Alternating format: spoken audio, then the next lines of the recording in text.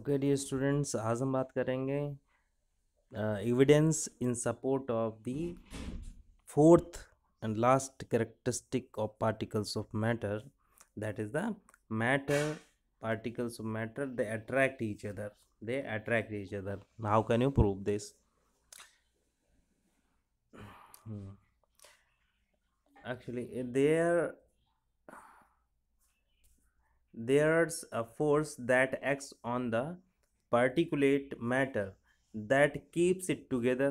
Some substances change it into powder, some other changes into the small crystals, and other don't break easily, right?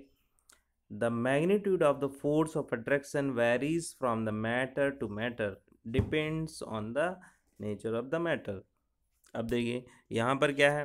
देखिए आप क्या करते हैं, एक चौक का पीस ले लीजिए, ठीक है. अब चौक के पीस को क्या करते हैं, आप आसानी से इसको ब्रेक, थोड़ा सा आप फोर्स लगाएंगे और क्या होगी, आसानी से ये ब्रेक हो जाएगी, इसके दो पीसेस हो जाएंगे, राइट. दो पीसेस हो जाएंगे.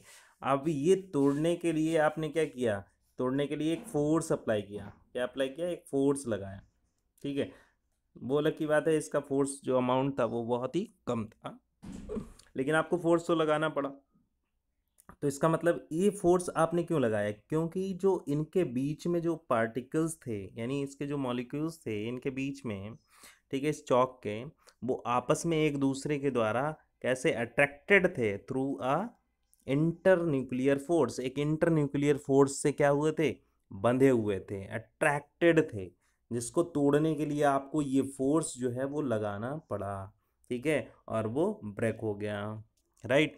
ये फोर्स ऑफ अट्रैक्शन इस केस में, चौक के केस में तो कम था, ठीक है. अगर यही आपको आयरन की, लोहे की रॉड दे दी जाती तो क्या होता, आपको इसको तोड़ने में बहुत कठिनाई होती, ठीक है, डिफ़िकल्टी होती.